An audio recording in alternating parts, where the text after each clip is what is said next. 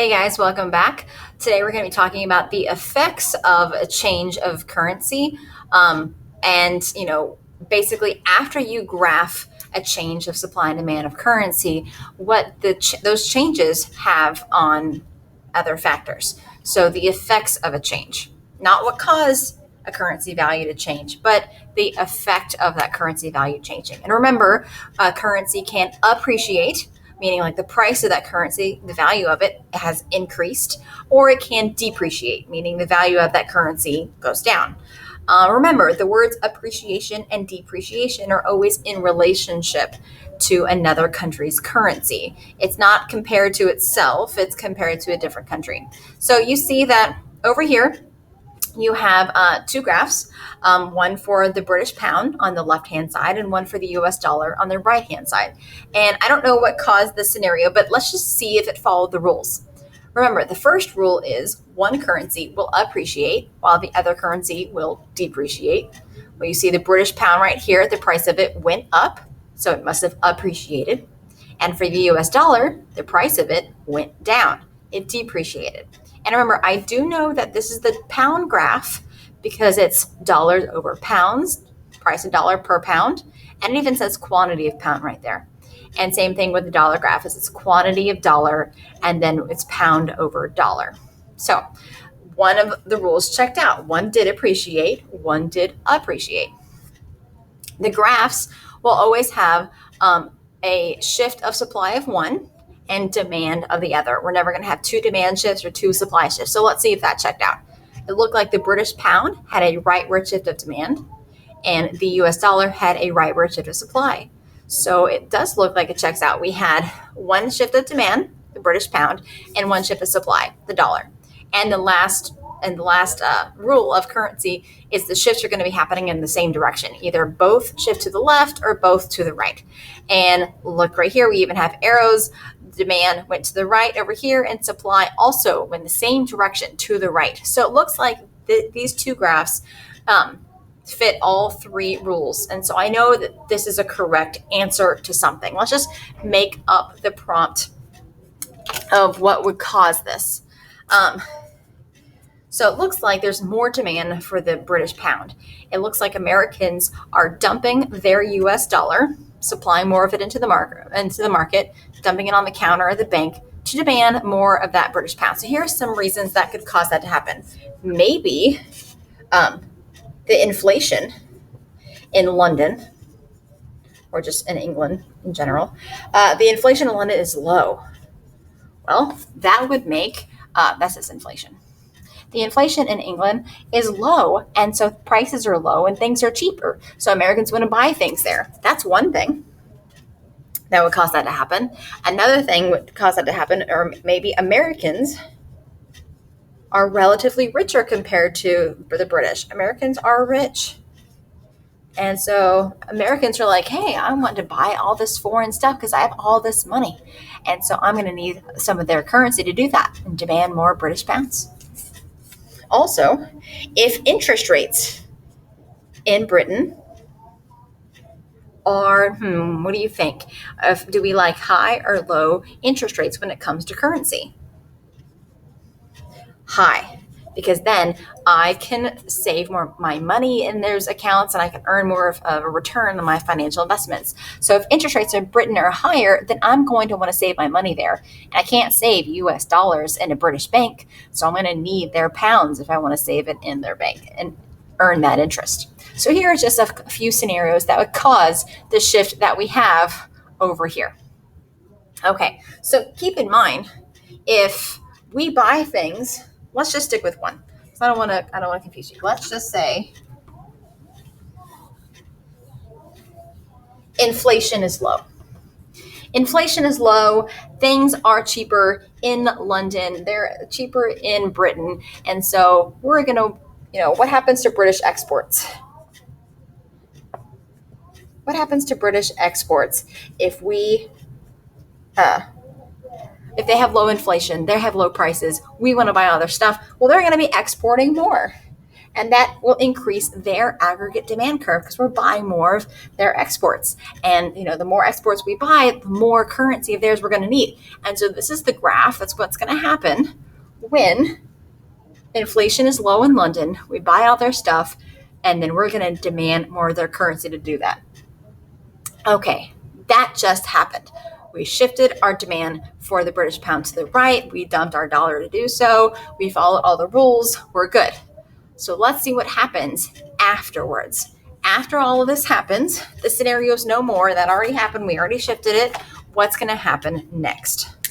Well, if a currency appreciated, like it just did in the British pound just appreciated as there's more demand. Now they're more relatively expensive for foreigners. They're more expensive for Americans because the currency now just appreciated in value. The currency is now more expensive.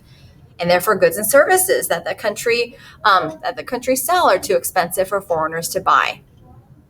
So what caused us to want to buy things from like Britain?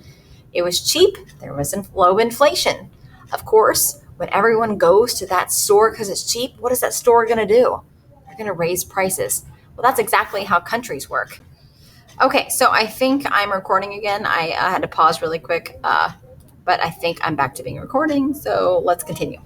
So the whole reason that we went to Britain in the first place is that things were cheaper there. Of course, if we go to a cheap store or restaurant or something, and all these people want to go there, the store is going to raise their prices because they're going to be like, look how much money, that's how demand works.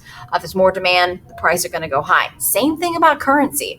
The value of the currency is going to go up, and that makes the currency now too expensive. We went there because prices were low, but the fact of us going there makes the currency more expensive, and it's like the prices went back up again because the prices of currency have gone back up.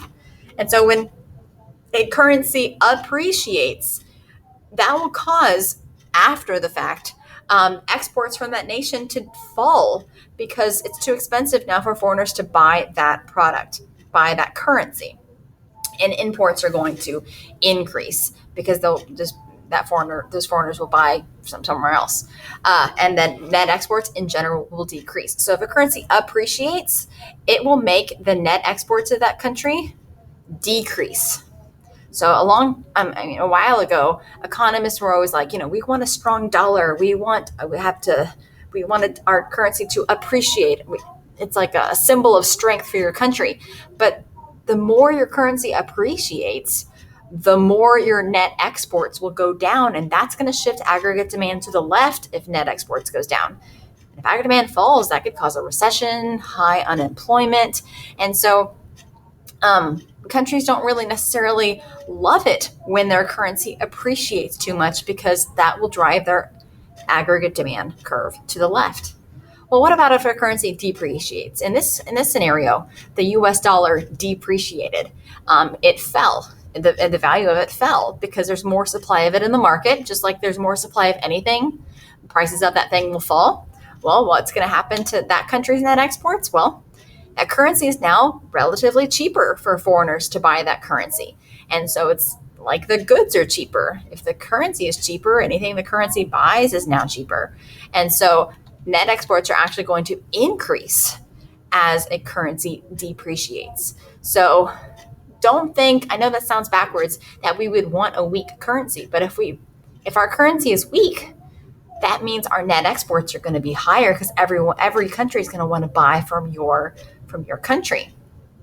There's a lot of discussion lately in the current events that China manipulates their currency, that they manipulate the supply of their currency to keep it depreciated, to keep it low. So we, like Americans, keep buying from China. Like, why do you think it's so cheap to buy from China? Yes, they have cheap labor, but more importantly, they have cheap currency.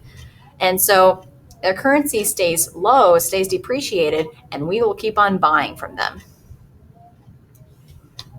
So it's basically we create the business cycle.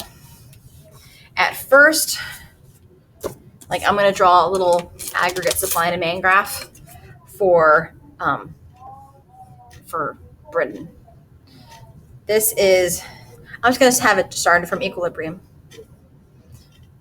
Because remember, we can do this on aggregate supply and demand, or we can do this on Phillips curve. Here we have an aggregate supply and demand graph. And let's say that they have low prices for whatever reason, their inflation's really low, or maybe just our inflation's really high, which makes theirs relatively low, even though theirs isn't changed at all, just maybe ours is really high. So we're going to want more of their stuff.